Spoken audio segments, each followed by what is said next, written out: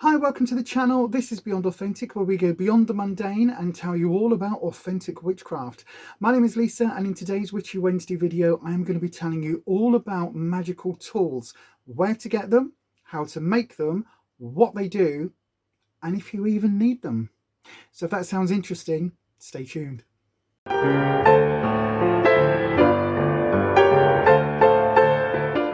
So this is a massive subject to talk about, so I am only going to touch briefly on each of the tools today, why they're used, how they're used, if you need them, all of that.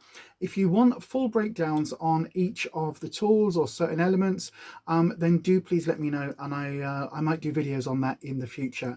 But for today, I'm just going to touch very briefly on a range of magical tools that apparently you need. Okay, so the first thing that I think most people think of when it comes to witchcraft, there's really two things, isn't there? There's a broomstick and there's a cauldron. Now, I do have a broomstick. It's actually just in that corner behind there. You would have seen it in some of my Spooktober videos for Halloween. What is my broomstick used for? It is used for decoration, basically. My besom is another word for broomstick. So my besom is basically just used. It comes out on rare occasions for ceremonial use. It gets most of its usage, I guess, as a prop in the Halloween videos. Now, you might be asking, well, if that's the case, why have I even got one? Because I like them, and because it's kind of such a stereotypical thing for a witch to have a besom, a broomstick, that I kind of really wanted one at one point, and this is actually my second. The first one I had, I got at a fair, and it was one of these sort of country fair type things in Kirkstall in Leeds at Kirkstall Abbey, and they had a handmade kind of besom maker, a broomstick maker, and I ended up with one that was taller than I am, and I am 6'2", and it had very, very large sort of bristles on the end. It was hand wound, and it cost me a fair packet, and it was amazing. And I actually took that home on the bus, and there were plenty of people that were like, "Oh, you should have flown home," and I was like, yeah, well done, funny, haven't heard that before. But I used that for a long time, and then unfortunately, because it was just so big and so unwieldy, it went the way of many tools that I've had over the years, which it just kind of found its way somewhere else. So I do have a broomstick. And then of course the next one I said was cauldron. Do I have a cauldron? Yes, I do. And it is very, very heavy, very rusted, very used, very dusty and dirty and stuff from being out. Now, this is something that I tend to use only when I am doing anything outside. So if I'm doing any group workings, if I am doing anything even kind of in the garden, I might take this out, but I only use it for the very, very specific high holy days. So sometimes winter solstice, but mainly for summer solstice. And if I'm doing anything on the quarters, so on the spring equinox or autumn equinox, they're really the only ones that I properly mark by doing ritual. Although having said that, I do Beltane, Lammas, and I've just done Ostra, and I also do Halloween, Samhain. So I guess I do all of them. So yeah, I do all 8. When you think about it, yeah, I do all 8, but to varying degrees. So this is so heavy. So this is one of the reasons why this isn't currently on my altar setup, and it's one of the reasons why it's covered in dust, because it lives in a cupboard and it comes out when it's needed. Now, I do use this for storage of certain items. So there are some candles and things that have been stored in here that, again, I kind of take with me when I do things outside. However, the candles have obviously bent in the heat. This was in the shed at one point, and they've just kind of warped a little bit. So yeah, but never mind, they can always be melted down.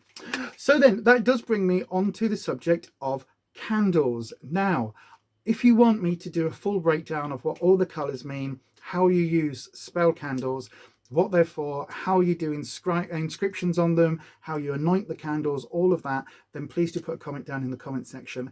But for now, the only thing you really need to worry about candles is the safety element of them. So make sure if you're using a tea lights burn extremely hot, and so this little metal thing at the bottom can get super hot. So if you've got it on any surface that can burn, it will. If you've got it on any surface that will melt, It will eventually.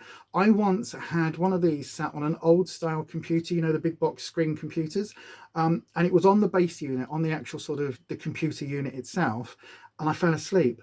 And I woke up to the smell of burning plastic, and this had basically melted into the computer base. So it literally melted the plastic of the casing of the computer, and it had also warped the screen. The screen had actually, the sort of plastic around the monitor had actually started to warp, and it was starting to smoke. Luckily, thank the gods, I actually woke up in time, because that could have been disastrous. So yeah, just bear that in mind. Since then, I literally snuff out every candle. In fact, just here, hidden away, is my little candle snuffer. Now again, I use these because Rufus at the moment can't deal with a lot of smoke, so just blowing out a candle can create quite a bit of smoke. So all I do is use the candle snuffer. It basically sits down there. The oxygen in here is used up very, very quickly, which means the flame then can't burn, and it tends to be extinguished with a minimal amount of smoke. There is still a little bit of smoke, but a minimal amount of smoke. So yeah, I will show you my altar setup in a little bit, because it's kind of what this video is for, really, isn't it? Now, when we're talking about candles, you can get all sorts of different candle holders. Now, obviously, anything that is glass or ceramic is ideal. Anything that is metal might get hot, so just bear that in mind. Now, on my altar setup, I've got lots of little sort of tea light candle things. Now, this candle holder I really love. I don't know whether you can see it. Kind of sits, I think this is from IKEA. Sits that way, you put your tea light in. However, if you flip it up, it's got enough space for one of these candles to sit in, so it is multi-use, and I really like that, because then it depends on what candle I want to use for a working, will depend on which way up it sits. So that is something I find incredibly useful. Now, you can go all out with candle holders, so I've got some really nice wrought iron candlesticks here. So these ones I absolutely adore. They weigh a hell of a lot. They are handmade and they cost a fair packet a long time ago. I really like these for certain workings. And again, my altar layout, and I'll show you that in a second, changes depending on what I'm doing. So if I'm doing particular workings, so I use the word working rather than spell or spell casting or prayer, just because for me it's a spell working, it's a working, it's something that the term for me, working, literally shows that I am working the universe, I am working magic, I am practicing, and that is something that for me is really important. Spell, to me, in my mind, it's very much like Charmed or Buffy. You imagine you're going to go like this, and there's going to be a ball of energy appearing down, and in fact there may well be in the edit, but you know what I mean. So for me, that's a spell. You go, oh, ball of energy. A working takes a lot more work to put in to make the elements come together and to manifest what it is that you're working for. So then the other things I guess that everybody knows about witchcraft is that we have wands, right? You've all seen Harry Potter, I am sure. You've all seen Harry Potter and you've all seen magic wands, right? Well, this is my one. It's as you can see, it's incredibly ornate and very, very detailed. And this is actually this was kind of left to me. I kind of got it from a friend of mine, a very good friend of mine who passed away, and her name was Willow. So this is a big chunk of willow branch, and it's been stripped in two places, and there is a goddess symbol at the top and also a symbol there of the goddess as well. So we've got the triple moon element and the goddess there, and I've added this carabiner, the hook, and this is actually just a hair bobble, because this sits on my belt. So if I'm out doing some workings, or even if I'm in the garden, or if I'm doing something and I want to use all of the tools, everything gets attached to me. So what is a magic wand, and do you need one? The answer is, it's a pointy stick. Do you need one? What else have we got that could be used as a pointy stick? I mean, I wonder what we could use to point things and to draw symbols in the air. I wonder what we could use. No idea, can't think of anything. So the answer is, in all honesty, no, you don't need a wand. I have all of these tools and they're all set up currently on my altar. They don't live on my altar, and my altar isn't even permanently set up. I don't have a permanent altar space at the moment, although that is going to change hopefully soon. And the reason for that is because I am a pragmatic witch. I'm an eclectic hedge witch, which again, if you want me to go into that in another video, I will do. But basically all that means very quickly is that I use what works for me, and the pragmatism that I practice in my everyday life is kind of seeps into my witchcraft. So if I need something to work, if I need something to point energy, I'll use my fingers 9 times out of 10. I do use all of these tools when I'm doing something particularly ceremonial, particularly high magic, or with a particular very focused intent. So if I'm doing some healing work, or if I'm doing some really big like solstice ritual, either one, then I tend to get all of the kit and caboodle out. But again, I will explain that in just a second. So that is my wand. So in witchcraft, each of these things have different directions that they are associated with. Normally that comes from the Wicca side, but they do still have those associations, and they have different elements. So whether they're from the goddess or from the god elements. So again, if you want me to break down all of the correspondences and the elements on all of that, I will do. Equally, if you want to know the difference between witchcraft, Wicca, paganism, and all of that, leave me comments in the comment section and I can break that down in a future video as well. So going back to more tools, I have an athame or an athame. Now this is basically a magical knife. Now it's used for pointing energy, again, slightly different energy. This is more male energy, more god energy. And this is designed to basically be something that you use ceremonially and you point energy and you direct spells and things like that. So the workings, the energy that you create, this is the sort of the tool that you use to magnify that and to also to point it and to send it on its way basically. Now an athame traditionally is a blunt knife, so people have used like butter knives and things in the past, cake knives, anything like that. People have used. For the longest time I had a wooden athame that I really loved. It was actually sold as a wand, but I used it as an athame because a lot of these things are interchangeable. So I used that for the longest time. However, the one I currently have, and I've had this probably for maybe 15 years now, is a cast iron, no it's not, sorry, it's a wrought iron handmade athame that was made for me specifically by a friend of mine who was a journeyman blacksmith. Unfortunately he passed away as well, but this was made, it was one of his example pieces. It was one of his prototypes when he was learning his trade. And years after I had this, and if you can see, it's far from perfect. It's kind of got a little bit of rough edges there, and the twists aren't as sort of exact as they would go on to be. But the handle has this really gorgeous twisted metal design, and then the actual sort of blade element of it as well. I don't know whether it's going to pick up on camera. You can see where there's like different divots, and it's not entirely kind of smoothed out, and some of the areas are a little bit off center. And that is the reason why I love this, because Wayne always said, Wayne was the person that made that, he always said that every single item was the epitome of magic for him, because this uses all 5 elements. So it uses the earth, which is where the iron ore came from. It uses the air. He fills his lungs and he blows air into the fire to get the fire going, which obviously then has that element fire in it because it has to melt the ore into the metal, and it has water because it needs to be cooled. And the 5th element of spirit is his spirit, his design, everything that makes this a unique piece of metal. And for that reason, he once said to me, do you know what, Lisa, like I'll make you a new one. Like I'm so much better now, like I'm embarrassed by that piece. And I was like, do you know what, I don't want one. I don't want a perfect hand tooled, like you could knock these out in 10 minutes kind of piece. This one you took ages to make because you were practicing, you were training, you were learning your craft.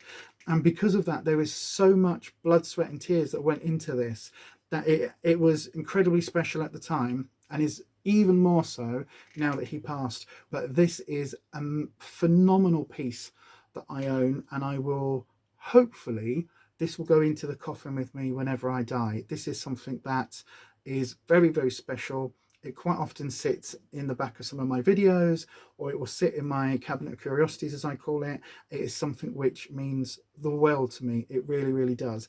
In ceremonial use, I do use it. We go to a pagan camp, obviously not with COVID, but we go to a pagan camp every year, and this sits, again, because of this lovely hooks, these hooks, this sits onto my belt, and it will be with me as I'm at the camp. So yeah, absolutely amazing piece. Anybody that wants an athame, like a letter opener, the idea is that this is a blunted knife. It's one that you use ceremoniously, and as you can see, this fits perfectly. That bit fits just there. This fits with my fingers, and my finger, you saw me doing it, this is how I use this. My finger, again, the original pointy stick, kind of runs along the blade and sends the energy that way. And it's something which, if you want an athame, you don't have to have an athame, but if you do want one, like, get one that fits nicely in your hand, get one that feels comfortable, and just use it and play with it, and, you know, practice. Basically, same with any of these tools. The next item I've got is a chalice. Now this represents goddess energy. It obviously is the element of water, and this is used in a lot of magical rituals to hold wine or to hold water. People can use it for, you know, putting herbs into water. They can use it for dipping athames and wands in and out of. They can use it for ritual cleansing. You can also use it just as a libation, so you can take a little drink. Quite often, if you're doing workings outside, you'll have mead or wine or something, squash even, in one of these, and you'll drink it, and then you'll pour some out to honor the god or the goddess or the ancestors or whatever. So this is something that a lot of people use. Now I do have a fancy wooden one that is in my cabinet of curiosities, which I will show you. But this I picked up, believe it or not, this was 50p in a charity shop, and it's absolutely ideal. And I have had this for so many years that I actually just tried taking this off, the little sticker, realized that it is completely well and truly, it's like welded to the goblet, to the chalice. It's nothing fancy, but again, the pragmatist in me, this can sit in my cauldron, get packed in there along with the candle holder, which I'm going to show you in a second. It can get traveled, it can get moved outside. If it gets knocked over, it's not going to break, it's not going to smash, but it's easily cleanable. You can bung it into a dishwasher if you want to. You can bung it with some hot water. If you're at a camp, you can literally just swirl it around and tip it out, and it's kind of clean enough. At camp cleanliness is a whole different thing compared to sort of non-camp cleanliness, trust me. But yeah, so this represents the goddess. Do you need it? It depends if you're going to use libations. It depends if you're going to use water and drinks in your workings. If you are, it's a good thing to have. What else can I show you? Oh yeah, I guess the candle holder here. So this is just the one that, take the candle out, this normally goes with that into my cauldron. Again, you can see it's dusty as all hell, and this just goes, and it's solid, it's not going to fall over. It's got a very wide base, so that as it sits on a sort of surface, it's a little bit less easy to knock over. I like the fact that it's quite tall, because again, the god energy, if I show you, this might get me demonetized, but I'm not monetized, so I don't care. Goddess, god, yeah, kind of, you've got that imagery, right? But because they're both metal, they kind of work well together. I've got these separately, but again, they can be kind of just put together like that, thrown into the cauldron with some other bits and pieces packed around them, and I am good to go. Not worrying about them breaking, not worrying about them falling over. And again, even though they are metal, they're quite lightweight. They're not super heavy. So that for me, as a practical, pragmatic witch, it's kind of like a really important thing. And then of course your different candles just happily slot into the top. So yeah, so that's a good thing. In terms of other sort of standard altar devices, I guess, or altar things, I've got a pentacle. Now this is something which is the element of air. You might think fire because it's smoke and you put incense on it, but it's actually, I use this for, is air basically, because the smoke is in the air. Ah, you see, you're making that connection now. This is one that I got from Box of Goth. It was actually up in a video, which I will link just up here. It was in a video of a few goodies that I picked up. Now, as soon as I saw this, I knew instantly that it was going to sit on my altar. It's got, on the back, it's got these little wisps, which look to me like sort of traditional images of wind. It's sort of that cloud, you know, in kind of the old paintings and sort of pre-Raphaelite paintings and things, where they would do those little wispy things with cherubs. So I love this. I love that for that reason. I love the fact that it's kind of a silvered sort of piece, but again, it's quite lightweight. It's not too heavy. It's not too big. It sits on my altar. Now for me, I've actually got a slate. I'll take these off. I will show you the altar. Don't worry, I haven't forgotten. I've got a Slate Circle. Now this is actually one of these. It's a serving tray. It's designed, I think I got it in Home Bargains or somewhere. It's basically designed to put your cheese board on. That's what it's designed for. Or a burger and some fries, and you give it to your friend and you think you're being a hipster. You're like, oh, look at me, I'm eating off a thing. But this is really useful because it is obviously flame proof, so you can put candles directly onto here. You can have tea lights directly onto here. It's not going to burn or heat up. The one thing I will say though, because it is slate, it does chip very, very easily. So that kind of sits on my altar, and then my pentacle sits on top. Despite what you've seen on various TV shows and films, the pentagram or the pentacle has never represented the devil. It always represents the 5 elements. So we've got spirit at the top, and then earth, air, fire, water. So it's a very, very useful tool. As I say, for me on my altar, it sits there as a representation of air. It also will hold some incense sticks and bits and pieces. I bet you're wondering if I have a spell book, aren't you? Do I have a spell book, a grimoire, book of shadows? Oh, spooky spookies. Yes, I do. Mine is a working book of shadows, and I will show you it. You're not going to see in it completely, but I'll show you bits of it. Now, a spell book is something which, I don't know whether you can see just there, that is an encyclopedia of spells. And there are lots and lots and lots of things out there on the market. You can buy giant encyclopedias with 5,000 spells in. You can buy little spell kits that you get from subscription boxes or from the internet. You can make spells or you can buy spells in many, many different ways. For me personally, I prefer to come up with my own workings, and I will do some research on what various people have various correspondences throughout history have meant, and then I will look at those and see if it works for me and adapt them to me and my style, and that's very important. But let's show you my book, shall we?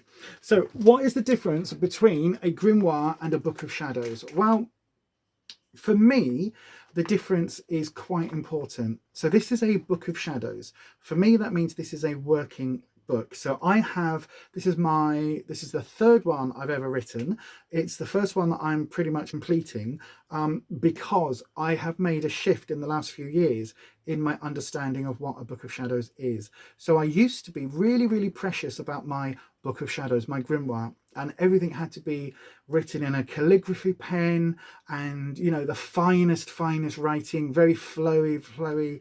It was a big old book, and it basically was a nightmare to do, an absolute nightmare to try and produce and to write in. And I would panic every time I put ink to paper that I would spell something wrong or write the wrong thing. But yeah, so for that reason, when I had a grimoire, when I was trying to produce a grimoire, I was so scared of writing in it that basically I would buy these beautiful, beautiful books, handmade pages, stunning books, big old tomes, but I would never finish it, and I would get 3 or 4 pages in, maybe I think at my most I got a dozen or so pages in, and I would just stop because I was so scared of messing up. This is a beautiful book. It's got it's leather, it's handmade, it's got the goddess on it, quite a nice wide hipped goddess, which I really appreciate. It's got the 3 moons. I've added a little bit of nail polish because, you know, why not, to these, just to kind of give it a little bit of sparkle. It's got a little one on the back, which again I put a little bit of gold paint on. It's got some, yeah, you know, it's embossing. It's a standard one. I think it cost me about maybe 18-20 pounds online, and it's in a lovely rich aubergine purple, which I absolutely adore. When you open it up, it's got like a velvet backing, which you know, I have a slight texture issue with. It also originally came with a leather strap that went round, but it didn't tie anywhere. It just kind of went round, and you had to like fold it in itself and like wrap it around itself. Didn't like that, so I took that off and added some knicker elastic. Again, pragmatic. It's not knicker elastic, it's not from my knickers, but it was in my sewing box, so I thought, why not? I added a pentacle, a little pentagram onto it, which has got a moonstone on it and a hagstone. I really like hagstones. It's something that I feel really connected to. But anyway, just so that now that just folds over there and keeps the little flap shut, keeps the pen in place, and also keeps everything kind of nice and neat. As you can see though, this is a well used and quite battered book now. Pretty much finished writing in it. It's got this, if I show you, hang on, what can I show you? If I show you, there you go, I can show you the rune page, because runes are just quite common, aren't they? So it's got that handmade parchment paper, but you can see there that I've used an ink pen and it's bled through. So I could only really write on this on one side. But you can see the kind of, this is not a pretty book. Okay, so we've got a page on Hera, one of the goddesses that I work with. There is some Wiccan, specifically some Alexandrian Wiccan guardian callings and things. There's some other spell work, some other runes. What can I show you? What can I show you? There's some colour healing correspondences where I talk about the colours and things. But you can see in here, it's all just very much, you know, it's written, there's not a lot of colour, there's not a lot of pretty pictures, there's nothing kind of stuck in, there's no watercolours. You know, I think the kind of the brightest colour things I've got is when I'm talking about candle magic and I'm looking at the various colour correspondences, and I wrote it in those colours. But most of this, as you can see, is just black, black ink. And there is a reason for that, because what I have found, and this took me a couple of books in, is that when you write in pencil or when you write in a fine kind of calligraphy pen, when it's candlelight, it's really hard to see. So if you're doing workings at dusk outside, if you're doing workings where you've just got the candles lit and you haven't got like a main big light on, a big light, then it's difficult to read your own book. And unless your writing is really, really massive, it just defeats its own purpose. Now I do have a table of contents, but as you can see, it's all folded over and is a little bit scrappy because this page for some reason doesn't want to sit in the actual book itself, and I'm probably at some point going to have to take it out and re-glue it in or something. But for me, like I again, when I had an old grimoire, I was so like trying to do, okay, I'm going to do 5 pages on this and 3 pages on that, and then I'd start writing and realize I needed 4 pages or I needed 6 pages. And it just kind of got messy. So instead of doing that, this now just, I write what I need to, and then I stop. And once I've stopped, I will number the next page. When we're talking about colour healing, that page is page 49. The next page isn't numbered because when we go over and we go over, because this is all about colours, page 52 is the next one that's numbered. And that's a whole different page on a whole different subject. So as I change subjects, I will then number that page and write that number in the back. That's just how I do it. Again, I might do a whole video on this at some point. Probably not though, but I might do. I'm going to flip the camera around and I'm going to show you my altar now.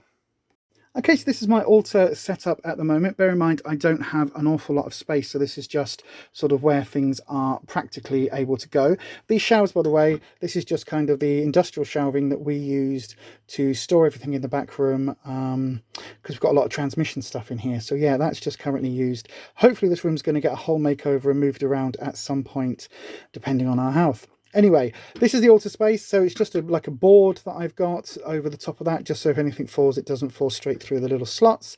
And then this is kind of what I have set up. Now, obviously, I'm not about to do any workings today. If I was to do specific workings for specific deities or specific reasons, then this altar layout would absolutely change depending on what I needed it for. Again, pragmatist. So we've got a candle holder here. This represents earth energy. Normally this would be a green candle, but you saw the state of my green candle, so I just popped a blue one in for now. But anyway, that would normally be a green candle for earth.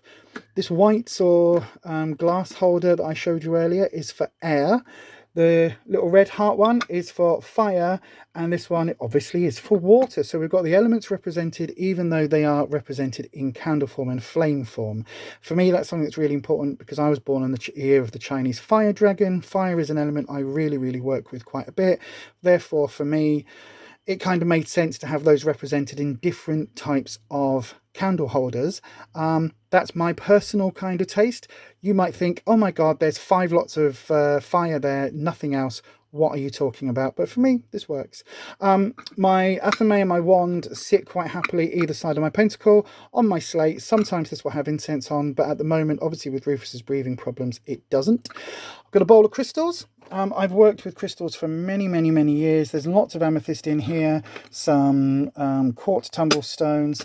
There's a lovely, this is a lapis lazuli sort of thumb stress thing that Kirsty sent me across. There's some rose quartz in there. There's a geo point in there that I used for dowsing. All sorts of bits and pieces of different stones. This is actually a gorgeous necklace, which is made by the same person who makes this little altarpiece and the one that's just there, and other necklaces that I've got that I will show you.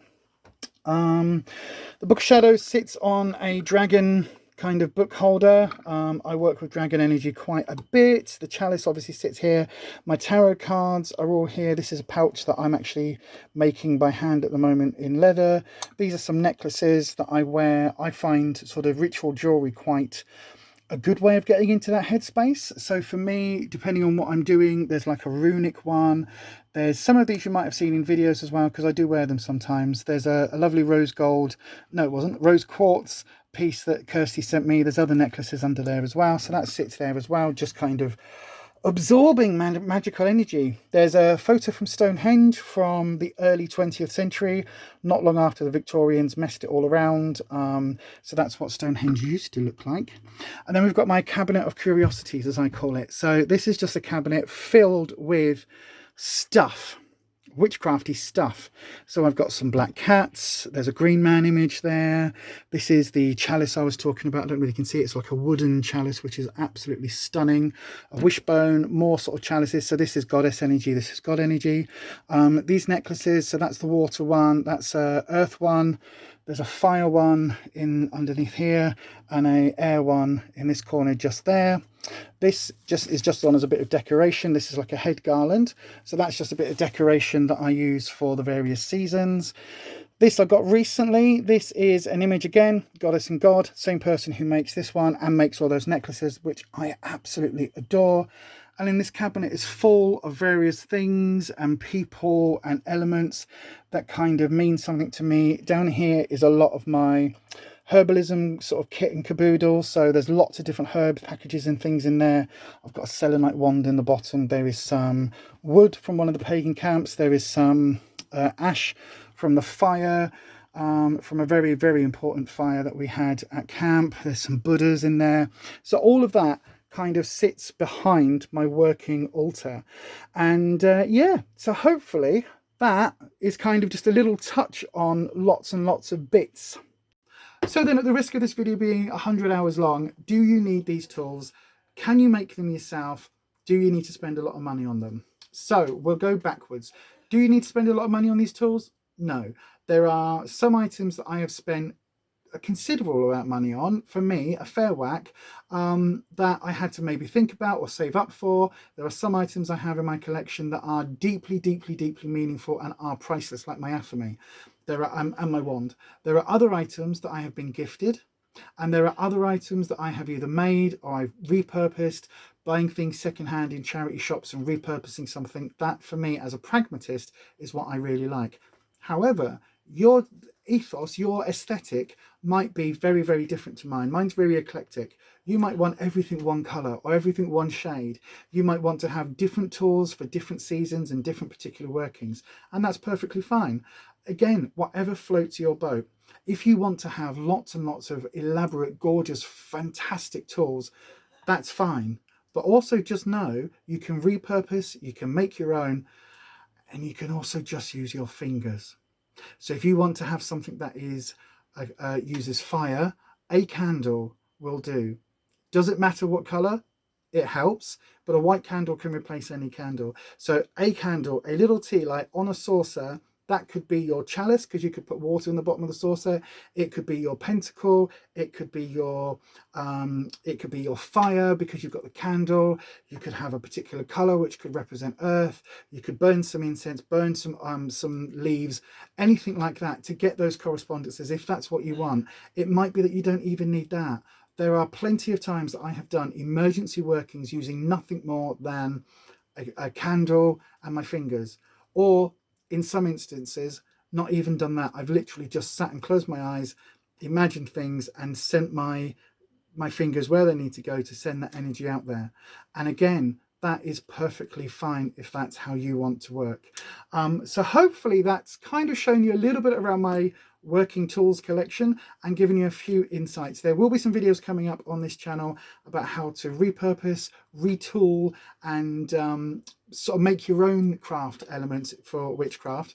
If that's something that you would be interested in, please do make sure you hit that subscribe button. If you've enjoyed this video, please do give it a thumbs up. I don't know how long this is going to be, but again, if you do want to see more, please do put a comment in the comment section about any area of magic or witchcraft that you are interested in, and I will try and get back to you in a future video.